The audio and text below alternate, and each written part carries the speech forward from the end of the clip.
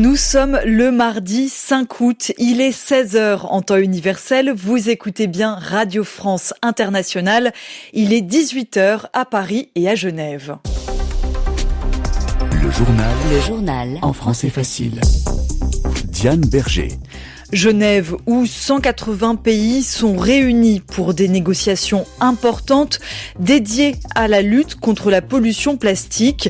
Mais attention, des lobbyistes sont également là, des représentants d'entreprises qui gagnent de l'argent grâce au plastique. Et cela inquiète les défenseurs de la planète. Les habitants de Gaza n'ont toujours pas suffisamment à manger. Face au risque de famine, Israël va laisser rentrer un peu de marchandises, en plus de l'aide humanitaire. Mais pour le Comité international de la Croix-Rouge, ce n'est toujours pas suffisant.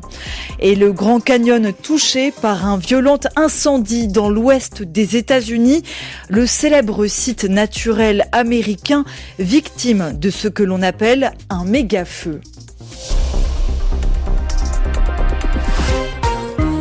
Des négociations importantes ont commencé à Genève ce matin. 10 jours de débat pour sauver la planète face à la pollution plastique, très dangereuse pour l'environnement, mais aussi pour notre santé.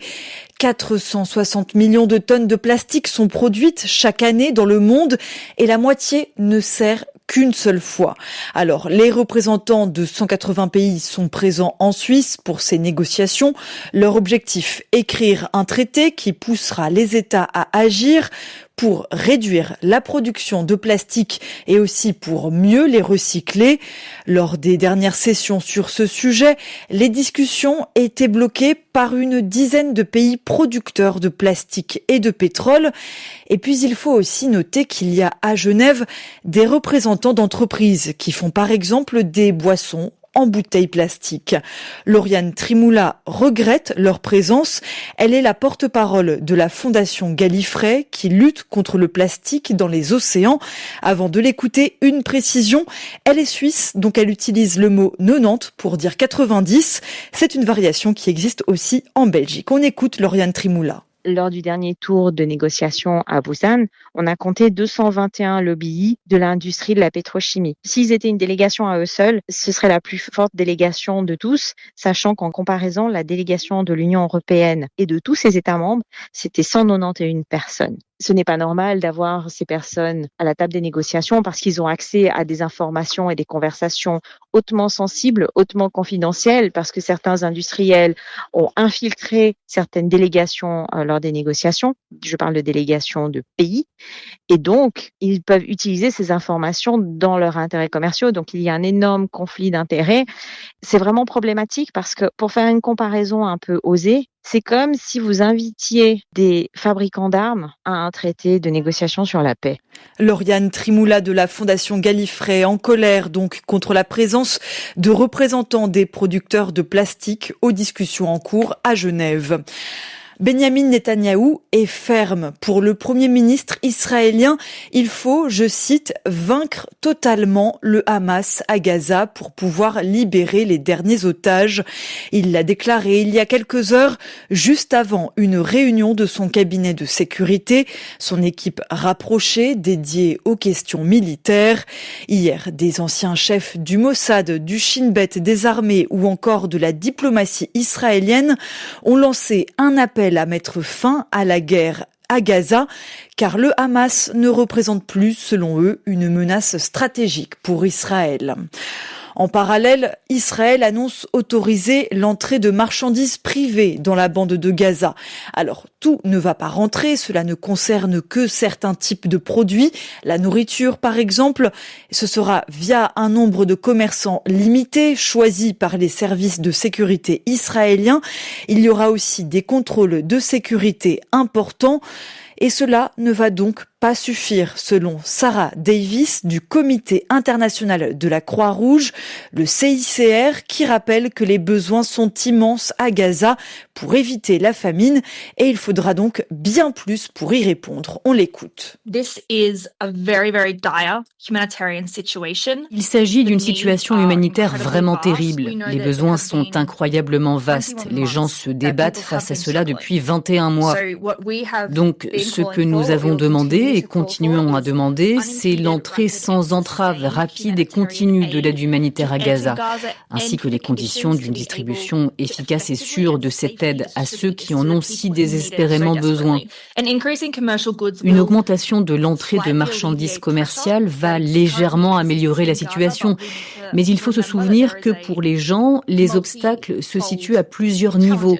Disposer d'argent liquide pour acheter ces marchandises est extrêmement difficile à Gaza.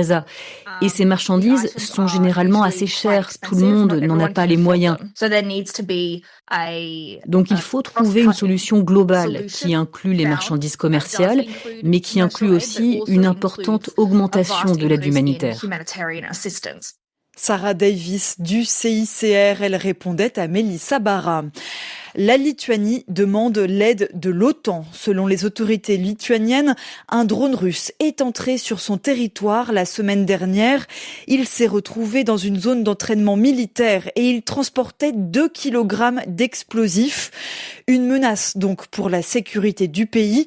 Résultat, le gouvernement lituanien demande que l'OTAN prenne des mesures immédiates, je cite, pour l'aider à renforcer sa défense aérienne. Des élections vont être organisées au Bangladesh en février 2026. Le dirigeant par intérim du pays, Mohamed Yunus, vient de l'annoncer.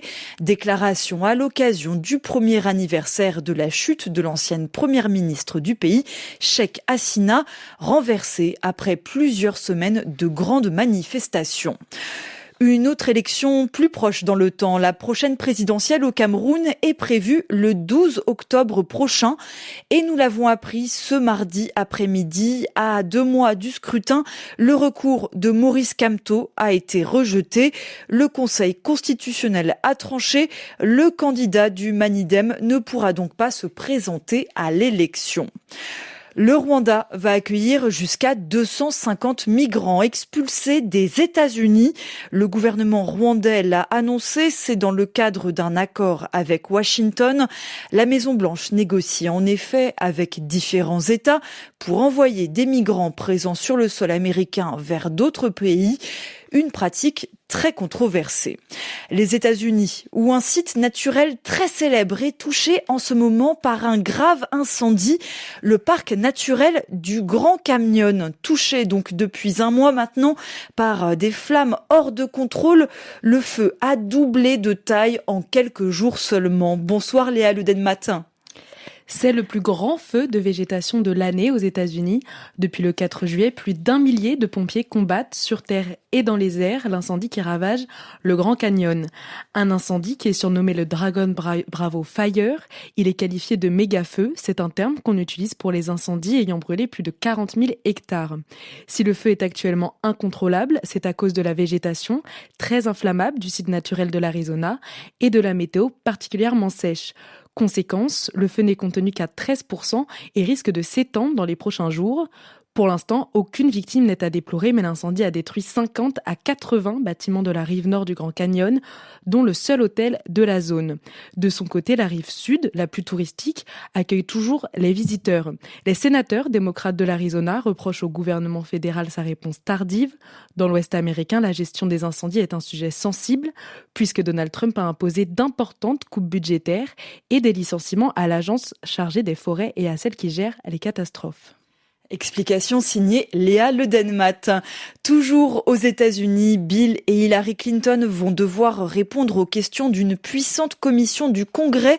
C'est dans le cadre d'une enquête parlementaire sur Jeffrey Epstein, le richissime homme d'affaires et délinquant sexuel retrouvé mort en prison juste avant son procès. Les parlementaires républicains soupçonnent l'ancien président des États-Unis et son épouse d'avoir eu des liens importants avec lui. L'affaire touche également Donald Trump. Une partie de ses soutiens trouve que le président actuel manque de transparence dans ce dossier.